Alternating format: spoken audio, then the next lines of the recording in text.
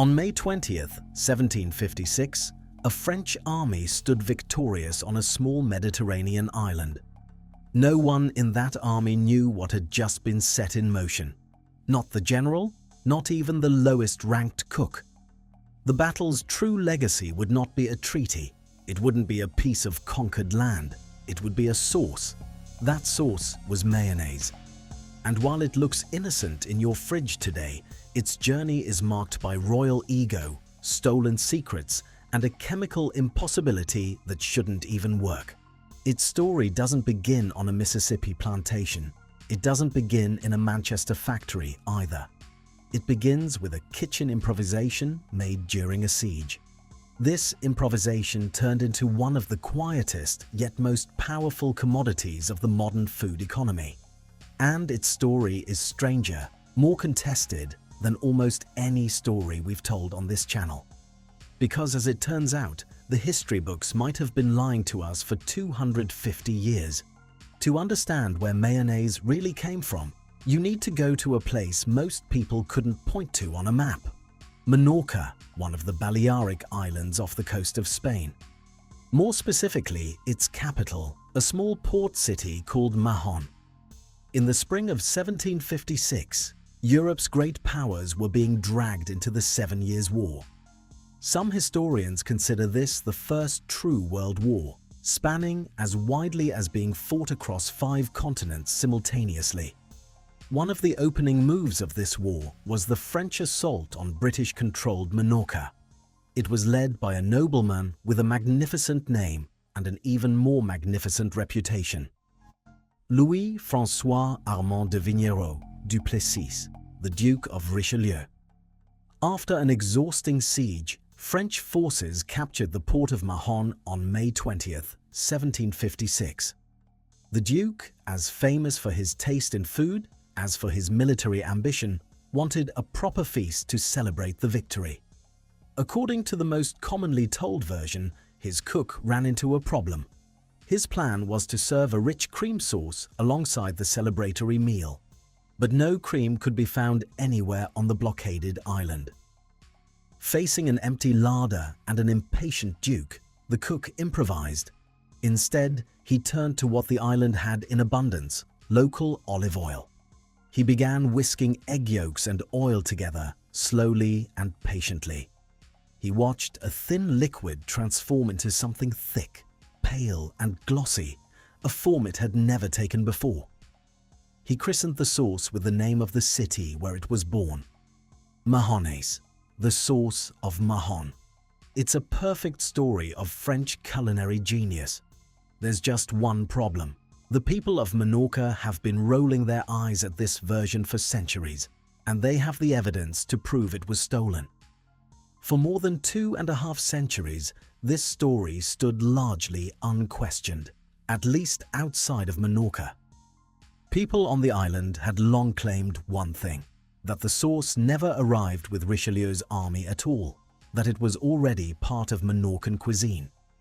The islanders called it Aioli, an emulsion made from oil and egg, served cold and eaten especially alongside fish dishes in the summer heat. According to this account, the French invented nothing. They simply encountered a dish that Menorcan home cooks had already perfected. They ate it, loved it, and took the recipe home. There, it fittingly gained a new name and a new nationality. It was a classic case of to the victor go the spoils, including the credit for the sauce. But research by Pep Pelfort, a Menorcan chef and food historian, changed that. He uncovered something that made it much harder to dismiss the island's claim. Pelfort worked through the Centre d'Etudes Gastronomiques de Menorca. He found historical manuscripts describing sauces prepared on the island before the French conquest in the first half of the 18th century. To test them, he did something wonderfully direct. He cooked the recipes exactly as written. When he made the sauce with garlic, a traditional base of Mediterranean aioli, the result came out sharp and nearly inedible. When he removed the garlic and followed the same steps with oil, egg, and a careful hand, the result was different, smooth, stable, and unmistakably what we call mayonnaise today. Even more striking, the old manuscripts consistently instructed one thing. They told cooks to add lemon juice to the sauce. This was a step that made no sense at all for a garlic-based aioli. But food chemists later confirmed what it does. For an egg and oil emulsion, it does something very specific and very important. It stabilizes it and keeps it from breaking down. In other words, whoever wrote those recipes had already understood, empirically, through trial, what modern food science would later explain. Long before the French ever set foot on their shores. There's one more linguistic clue that Menorcans have pointed to for generations. In Spanish, the city of Mahon was written with an H, Mahon. Some historians suggest one thing, that when the sauce's name entered French printing presses, that Yoand H got garbled in typesetting. It eventually emerged as mayonnaise instead of mahonnaise. Whether or not this particular detail is exactly correct, one thing is becoming increasingly clear to food historians. The French did not invent mayonnaise. At best, they discovered it during a military campaign. They gave it a new name, and they spent the next 250 years telling the story while ignoring the fact that the sauce was born not in a French kitchen, but in a besieged Spanish port. But regardless of who gets the credit, the sauce itself is a scientific miracle. Because by all laws of nature, mayonnaise should not exist. Oil and water famously don't mix. Anyone who has made a vinaigrette and watched it separate within minutes knows this instinctively. Egg yolk and oil should, on paper, behave in exactly the same way. Instead of combining into something smooth, they should separate into an oily, curdled mess. What makes mayonnaise possible is a single remarkable substance hidden inside every egg yolk, an oily compound called lecithin. Think of lecithin as a microscopic peacemaker. One end of each molecule is desperately attracted to water, while the other end clings to oil. When you whisk oil into egg yolk slowly enough, lecithin molecules position themselves at the boundary of every microscopic oil droplet. They hold the oil on one side and the watery part of the egg yolk on the other. They act like millions of tiny molecular chaperones holding together two substances that would otherwise refuse to mix. If you do it right, drop by drop at first, you end up with an emulsion stable enough to sit in a jar in your refrigerator for months. If you do it too fast, or if the temperature fluctuates too much, the emulsion breaks. The fragile network of lecithin molecules gives up. What's left is a separated, curdled failure that no amount of frantic whisking can easily fix. Almost 200 years after that kitchen in Mahon, cooks across Europe knew perfectly well how to make mayonnaise flawlessly, without understanding a single word of the chemistry behind it. This was, for centuries, purely a miracle passed down through muscle memory and patience, generation to generation, technique before theory. Long before anyone in a laboratory could explain, in molecular terms, why slowly whisking together egg and oil produces something that shouldn't exist. Regardless of where the sauce actually came from, it was France that turned it into a phenomenon. It was France that shaped how the rest of the culinary world would come to think of it. By the early 1800s, mayonnaise had gone from being a regional curiosity to entering the vocabulary of serious French cuisine.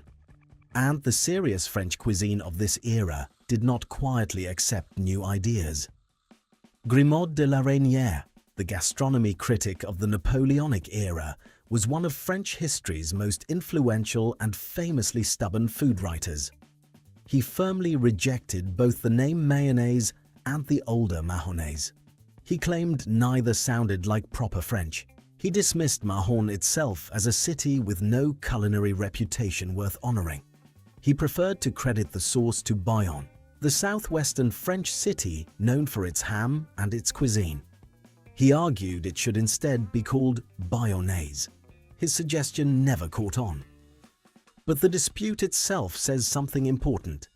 Even among French elites, there was open disagreement about where this sauce truly came from. This disagreement still hasn't been fully resolved today, and food historians are still picking at it. What's not in dispute is how quickly the sauce spread once French chefs took hold of it. It appeared in cookbooks, in the vocabulary of formal gastronomy, and at the tables of the aristocracy. The aristocracy valued dishes that displayed technical skill, and nothing showcased a cook's patience and hand control quite like a properly emulsified sauce. By 1838, the trend had crossed the Atlantic entirely. Delmonico's was widely recognized as one of the first true fine dining restaurants in the United States. It was the favorite haunt of Manhattan's wealthiest families. It served its most fashionable clientele chicken and lobster drenched in mayonnaise. A sauce born from a French duke's lack of cream had, within 80 years, become a mark of sophistication at the tables of the American elite. But mayonnaise was about to leave the crystal bowls of the elite and find its way into a simple glass jar on a New York street corner. And that change would create a condiment empire. For most of the 19th century, mayonnaise remained something made, not bought. It was a labor-intensive kitchen skill. It was reserved for households that had a cook patient enough to carefully whisk oil into egg yolk one drop at a time. That began to change on a street corner in Manhattan. In the early 1900s, Richard Hellmann, a German immigrant who had come to New York, ran a small delicatessen on Columbus Avenue. His wife's homemade mayonnaise recipe became so popular among customers that people started coming to the shop specifically to buy jars of the sauce alone, rather than the sandwiches it was meant to accompany. Around 1912, Hellmann began selling the sauce ready-made in glass jars stamped with a blue ribbon. The response was so strong that by 1917 he had closed the delicatessen entirely to devote himself fully to mayonnaise. It's said that his friends and former customers thought he'd lost his mind, giving up a working deli to bet everything on a single sauce sold in glass jars. By 1919, he had licensed production to a manufacturer in Chicago. He had expanded his reach beyond anything a single small shop could ever have supplied. In 1920, the same year he became an American citizen, the operation had grown enough to justify opening a dedicated mayonnaise factory in San Francisco. 2 years later, he opened what was described at the time as the largest mayonnaise factory in the world in Long Island City, New York. A sauce that once required a skilled cook to stand carefully over a bowl for 10 minutes could now be produced, bottled, and shipped by the truckload. Hellmann wasn't the only one who saw the opportunity. On the other side of the country, a California company called Best Foods had launched its own competing mayonnaise. It became just as dominant in the western United States as Hellmann's was in the East. For more than a decade, the two brands effectively split the country between them without ever directly clashing in the same regional markets, a truce born more of accident than strategy. In 1932, Best Foods directly bought out Hellmann's. But the two brands had built such fierce regional loyalty along the East-West divide that the parent company made an unusual decision.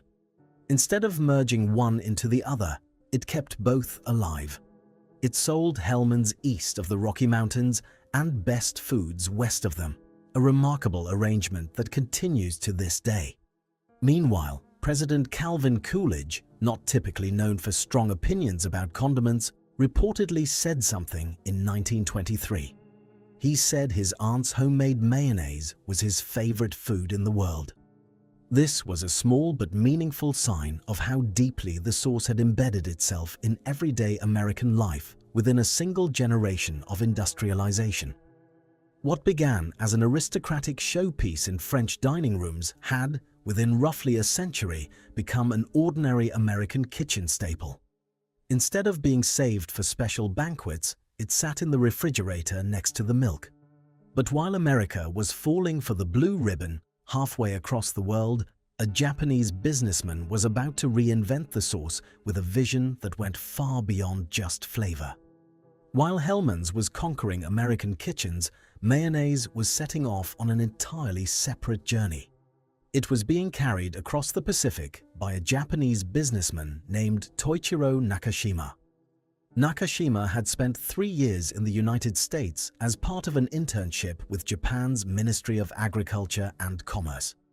During his time there, he encountered 2 things that would define the rest of his career: American-style mayonnaise and a hugely popular cartoon baby character named Kewpie. He became convinced that mayonnaise, by incorporating more egg and oil into everyday diets, could genuinely improve the health and physique of the Japanese people. In 1925, Nakashima began producing and distributing Japan's first mayonnaise under the Kewpie brand, with the baby's sweet image stamped on every jar. His formula deliberately and permanently diverged from the Western original. Instead of using whole eggs, as most European and American recipes did, Nakashima's formula used only egg yolks, roughly twice as many yolks as the competing imported mayonnaise of the era. It used rice vinegar instead of distilled vinegar. This produced a sauce richer, more golden, and more umami-forward than anything sold in New York or Paris. Kewpie mayonnaise became Japan's best-selling mayonnaise brand and remains so today, a genuine household name, touching everything from sushi rolls to fried chicken to the country's introduction to Western-style salad dressing. But the sauce's rise wasn't uninterrupted. When World War II shattered supply chains across the Pacific, it became impossible to reliably source quality eggs and oil. Rather than compromise on ingredients, Nakashima made the decision to halt Kewpie mayonnaise production entirely. Production didn't resume until 1948, 3 years after the war ended. Only then could Nakashima's vision of a rich, high-quality sauce be honored again. Today, Kewpie is the largest producer of mayonnaise and sauce products in Asia. The characteristic squeeze bottle shaped like the baby itself became one of the most recognizable packages on Japanese grocery shelves. Back in the United States, mayonnaise was about to take on an entirely different regional identity. This time in the American South, and this time thanks to a woman rather than a corporate factory. In 1917, as the United States entered World War I, Eugenia Duke, a housewife in Greenville, South Carolina, began making sandwiches in her kitchen. She sold them to soldiers training at nearby Fort Sevier, an army training camp that had suddenly filled the small town with thousands of hungry young men far from home. Duke's sandwiches became popular so quickly that she founded the Duke Sandwich Company to keep up with demand. The mayonnaise she used to make the sandwiches, sharper and simpler than her East Coast competitors, developed its own loyal following independent of the sandwiches themselves. What started as a wartime side business for soldiers eventually turned into its own Greenville-based mayonnaise brand. Today, brand loyalty still runs so deep across much of the American South, especially in Richmond, Virginia, that people have gotten permanent tattoos of the Duke's logo.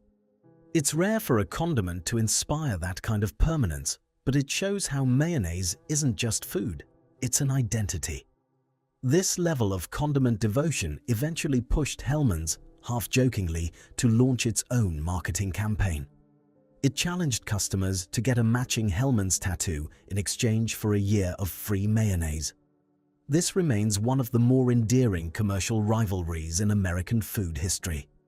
2 brands, born a continent apart, one from a delicatessen in Manhattan, the other from a wartime sandwich stand, still competing for regional loyalty more than a century later. But beneath every hand-whisked jar of mayonnaise runs a darker thread, a danger that has quietly sent thousands of people to the hospital, one the sauce's industrial version was designed, in part, to solve. Because as delicious as it is, mayonnaise has a dark side that hides in plain sight. Mayonnaise is made from raw egg yolk. Raw eggs carry a real, well-documented risk: Salmonella. Even an egg with a completely intact shell may already be contaminated on the inside. The chicken may have been infected before the shell even formed, invisible to the eye or the nose. In July 1989, a private sports club in the town of Teddington, England, hosted a cricket tournament. In the following days, dozens of players and staff fell severely ill with gastrointestinal illness. Investigators traced the outbreak back to sandwiches made with homemade mayonnaise. More than half of those tested had Salmonella typhimurium in their stool samples. They eventually identified the source as a single infected flock at one of the club's egg suppliers. Nearly a decade later, in September 1998, a restaurant in southern Saudi Arabia made 162 people ill across 3 consecutive meals. All were traced back to the same batch of restaurant-made mayonnaise, contaminated at the source and left sitting at temperatures warm enough for the bacteria to multiply to a genuinely dangerous dose. These weren't isolated cases. Public health researchers, ANZA examining outbreak data across Australia, the United States and the United Kingdom found something. They found that raw egg-based sauces like mayonnaise and aioli remained, even decades later, among the most common culprits behind salmonella outbreaks linked to home and restaurant meals. As recently as 2025 and 2026, health authorities in the United States were still tracing multi-state salmonella outbreaks directly back to contaminated shell eggs. Officials were openly warning the public homemade mayonnaise, hollandaise, and Caesar dressing were among the highest risk foods on the table. This is exactly why the industrial mayonnaise sitting in your refrigerator behaves so differently from anything a home cook would make. Commercial producers use pasteurized eggs, heat-treated enough to kill dangerous bacteria without curdling the yolk. Alongside that, they use careful acidity control and preservatives that keep the sauce safe to eat at room temperature for weeks after opening. The smooth, reliable jar on the store shelf isn't just a matter of convenience. It's a direct engineered response to a risk that has quietly been sending people to the hospital since the sauce was first made by hand. But even with all our modern engineering, the entire mayonnaise industry is currently standing on a knife's edge.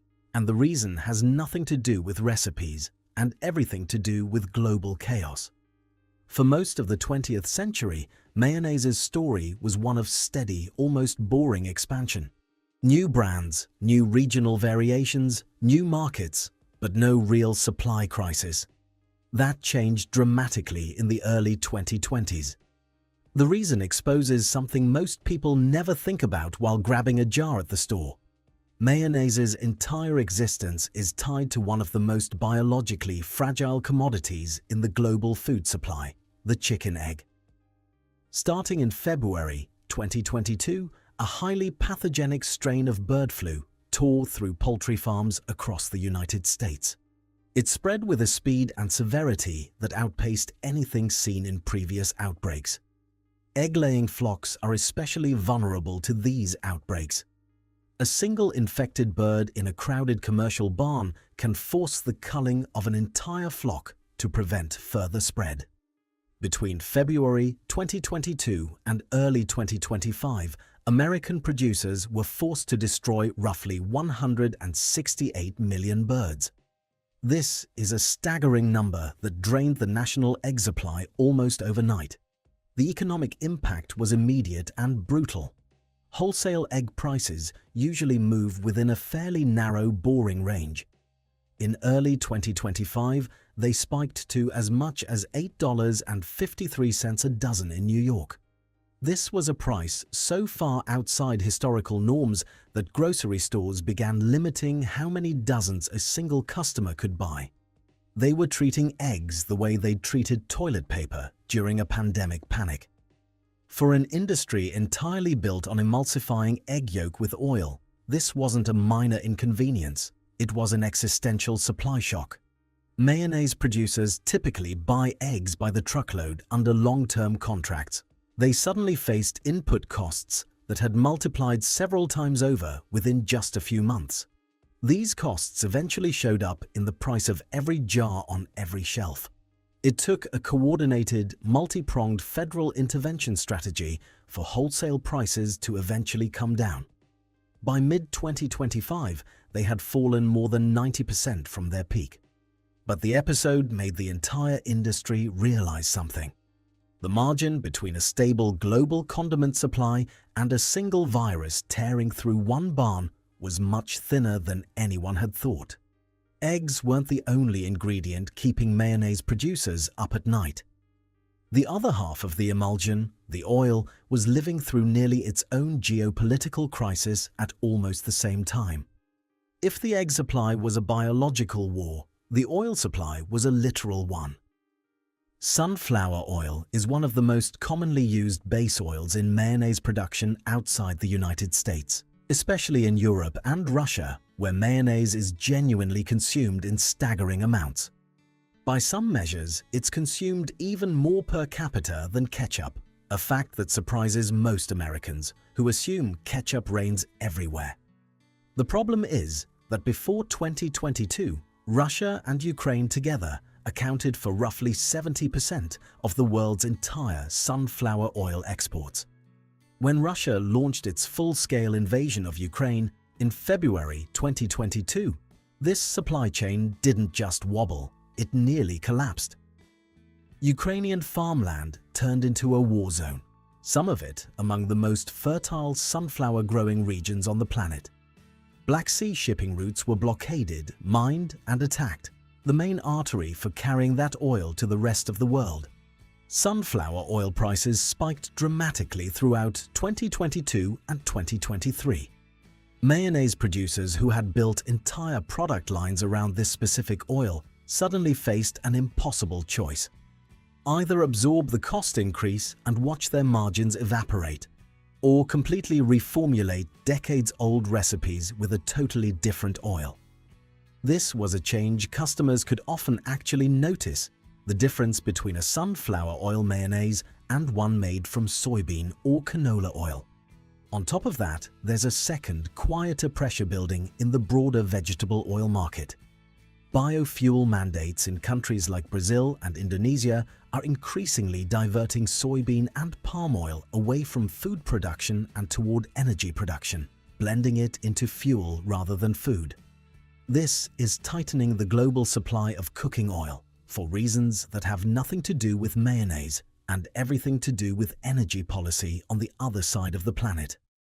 A sauce invented to solve a missing ingredient during a siege in 1756 was, nearly 270 years later, being simultaneously reshaped by war, disease, and energy policy. Three forces with nothing to do with each other converging in the exact same jar in your refrigerator. Despite all this turmoil, or perhaps because of how deeply embedded it is in global food culture, mayonnaise kept growing as a business rather than shrinking. Market analysts valued the global mayonnaise industry at roughly $13 to $15 billion in the mid-2020s. Most projections show steady growth continuing over the next decade. Part of this growth comes from the push of expanding fast food and quick-service restaurant chains that need the sauce in massive bulk shipments. Part of it comes from a wave of gourmet reinvention that neither Richard Hellmann nor Eugenia could have ever imagined. Brands now compete on avocado oil formulations. They compete on organic and vegan versions made from ingredients like aquafaba, the leftover liquid from cooking chickpeas, which turns out to whisk into a reasonable egg substitute. They compete on limited edition truffle and chipotle lime-flavored varieties sold through upscale grocery chains and on sustainability-branded packaging made from recycled plastic. A sauce improvised out of a French duke's lack of cream had, nearly 270 years later, become a battlefield. Some of the food industry's biggest players, including Unilever, Kraft Heinz, Kewpie Corporation, and Nestlé, are fighting for shelf space. And all of them are fighting over a recipe that, at its core, hasn't changed. Oil and egg yolk, patiently whisked together, exactly as it was on the day a chef in a besieged Mediterranean port ran out of cream and decided to improvise. Mayonnaise's story spans 270 years, 3 continents. It spans a world war, a pandemic-style supply shock, and a war in Eastern Europe. All of it converges in a sauce most people don't give a second thought to while spreading it on a sandwich. It was born from scarcity, not abundance. It was the work of a cook improvising with what he had rather than following a plan. It was claimed by 2 countries. It was praised by an American president. It was turned into an industrial empire on 2 separate coasts. It was reinvented in Japan with a baby's face stamped on its bottle. It was sold on the strength of Southern loyalty strong enough to earn tattoos. It has quietly made people sick since the sauce first existed, from whisking an egg by hand, and it nearly derailed twice within 3 years. Once because of a virus tearing through a chicken barn, and once because of a war 8,000 kilometers from the nearest jar. A thick, pale, humble sauce held together by nothing more than millions of microscopic molecules holding oil on one side and water on the other, quietly became one of the most consumed, most fought over, and economically most fragile condiments on Earth. There's probably a jar of it sitting in your kitchen right now. Almost no one who reaches for it has any idea how much history, chemistry, and geopolitics it took to get there. If this story changed how you look at that jar in your fridge, subscribe. Because as we've seen today, sometimes the most ordinary things have the most extraordinary stories. Every week we uncover the hidden histories behind everyday things, and there's more coming. Tell us in the comments. Hellmann's, Duke's, or Kewpie? And which part of mayonnaise's story surprised you the most?